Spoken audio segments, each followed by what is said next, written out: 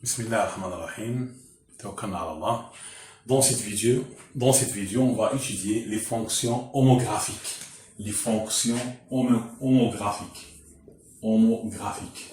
Qu'est-ce que ça veut dire une fonction homographique? Une fonction homographique, c'est une fonction qui s'écrit de la forme f de x est égal à x plus b sur cx plus d, avec c différent de 0. C'est ça la définition d'une fonction homographique. Alors, on a la propriété suivante. Soit f est une fonction définie par f de x égale à x plus b sur cx plus d. Ça veut dire une fonction homographique, avec c différent de 0. La courbe de f est une hyperbole. La courbe de f, c'est une hyperbole. Et l'hyperbole, les caractéristiques d'une hyperbole. Les caractéristiques, il a un centre et deux asymptotes. L'asymptote verticale, l'asymptote horizontale et le centre. L'asymptote verticale, il a pour équation d, l'équation x est égal à moins d sur c. Et l'asymptote horizontale, il a pour équation y est égal à sur c. Et le centre, il a pour abscisse moins d sur c et pour ordonnée a sur c. Ça veut dire asymptote. Ça veut dire que la courbe, il s'approche vers cette droite. On est ici au voisinage de moins l'infini. Même chose au voisinage de plus l'infini. Pour l'asymptote verticale, pour cette asymptote verticale, la courbe de f est très proche au voisinage de ce nombre-là, est très proche de cette droite. Soit à gauche de ce point-là, ou bien à droite. À gauche ou bien à droite. Donc, l'hyperbole, les caractéristiques de l'hyperbole sont l'asymptote horizontale, il a pour équation y est égal à a sur c. L'asymptote verticale, il a pour équation x est égal à moins d sur c. Et le centre de l'hyperbole.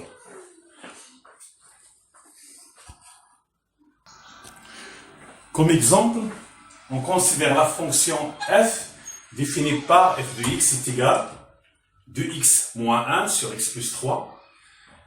Premièrement, déterminer le centre de la courbe de f, l'asymptote verticale et l'asymptote horizontale, pour dresser le tableau de variation de f. Avant de déterminer le centre, on va déterminer l'ensemble de définitions. L'ensemble de définitions de f, c'est l'ensemble des nombres réels tels que x plus 3 est différent de 0, parce qu'on ne peut pas diviser par 0. Donc c'est l'ensemble des nombres réels tels que x est différent de moins 3. C'est égal à 1 privé de moins 3. C'est ça l'ensemble de définition. Maintenant, l'asymptote horizontale. L'asymptote horizontale, il a pour équation l'asymptote horizontale, il a pour équation d, pour équation y égale a sur c. A c'est 2, a égale à 2, b est égal à moins 1, c est égal à 1, d est égal à 3. A sur c c'est 2 sur 1. Donc voici l'équation de l'asymptote horizontale. Ça c'est l'asymptote horizontale. L'asymptote verticale, il a pour équation x est égal à moins d sur c est égal à moins 3. Moins 3 sur 1 est égal à moins 3. Le centre, oméga, il a pour abscisse moins d sur c, c'est moins 3, et pour ordonner 2. Donc voici les caractéristiques de cette asymptote, de cette hyperbole. Pour dresser le tableau de variation de cette fonction, on pose delta est égal à A, B, C, D. Il est égal à c'est 2, C c'est 1, moins 1, 3. Il est égal à 2 fois 3, 6, moins 1 fois, c'est moins 0, est égal à 7. Son nombre est supérieur à 0, donc f est croissant sur deux intervalles, sur moins l'infini, moins 3, et sur moins 3 plus l'infini. Donc cette fonction, elle est croissante parce que son nombre d, il est positif. Le nombre delta, il est positif. C'est une propriété. Si delta est supérieur à 0, alors cette fonction est croissante sur les deux intervalles. Maintenant, on a f de x est égal à 2x moins 1 sur x plus 3. Pour construire la courbe, tout d'abord, il faut déterminer l'asymptote horizontale. L'asymptote horizontale, il a pour équation 2 sur 1, c'est 2. Et l'asymptote verticale, il a pour équation moins 2 sur c, c'est moins 3. Donc, la courbe doit s'approcher vers ces asymptotes. Et il a un centre, voici son centre. Donc, pour construire cette courbe, on doit déterminer certains points qui sont très essentiels. Le premier point, c'est l'intersection avec l'axe des ordonnées. Avec l'axe des ordonnées, il faut construire le point B, d'abscisse 0, et d'ordonnée f de 0. f de 0, c'est moins 1 sur 3. f de 0, c'est moins 1 sur 3. Donc, l'asymptote, il doit passer par ce point. Il y a un autre point qui est très important, c'est l'intersection avec l'axe des abscisses. Voici l'axe des abscisses. Et voici l'axe des ordonnées. Pour déterminer l'intersection avec l'axe des abscisses, on doit résoudre l'équation f de x égale à 0. f de x égale à 0. Donc, 2x moins 1 sur x plus 3 égale à 0. Donc, on va trouver 2x moins 1 est égal à 0. Ça veut dire que x est égal à 1 sur 2. Donc, l'hyperbole, il passe par le point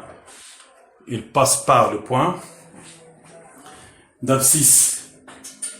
Il passe par le point d'abscisse x est égal à 1 sur 2. X est égal à 1 sur 2. Et d'ordonnée 0. X est égal à 1 sur 2. Il passe par ce point-là. Le point A d'abscisse 1 sur 2 et d'ordonnée 0. Donc la courbe elle passe par ces deux points. Ils sont essentiels. Voici le point A. Voici le point B. Elle passe par ces deux points. On peut calculer l'image de ces nombres-là. On va trouver que la courbe s'approche de l'asymptote, au voisinage de plus l'infini. Et ici, on va trouver qu'il s'approche au voisinage de moins 3, il s'approche vers l'asymptote verticale. Pour cette partie, on doit calculer l'image de certains nombres. Par exemple, moins 4. J'ai calculé l'image de moins 4. J'ai calculé l'image de moins 5. C'est 11 sur 2. Moins 5, c'est 11 sur 2. C'est 5,5. 5,5. Voici l'image de moins 5. L'image de moins, et on calcule aussi l'image de moins 6, c'est l'image de moins 4. On va trouver cette forme-là. La courbe, il s'approche vers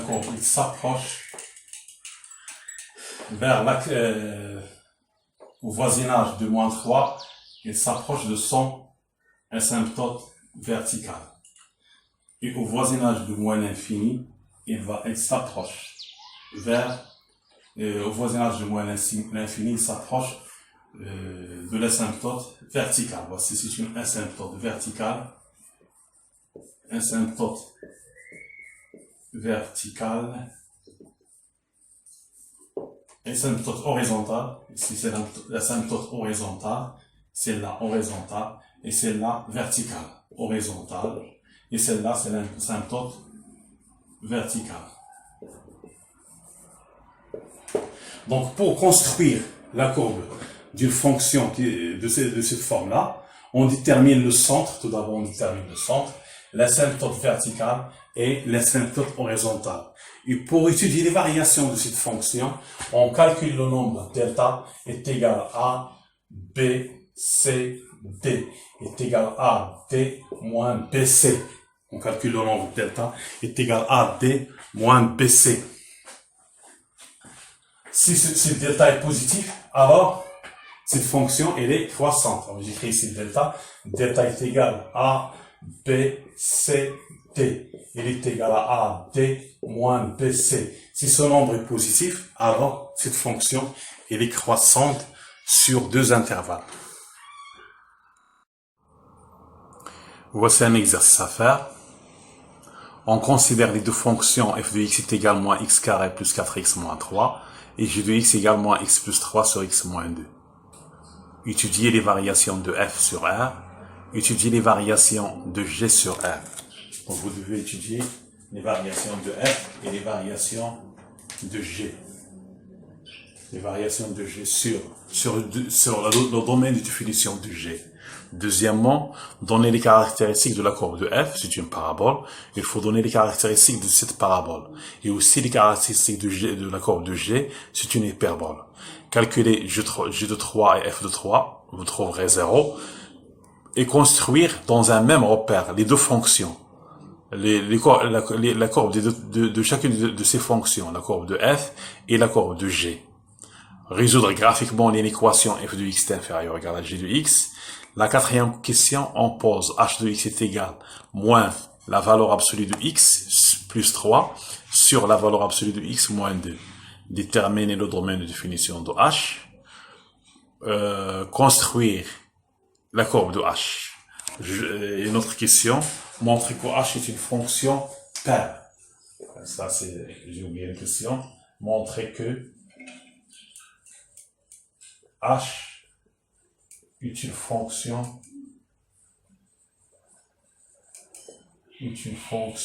paire. C'est une fonction paire.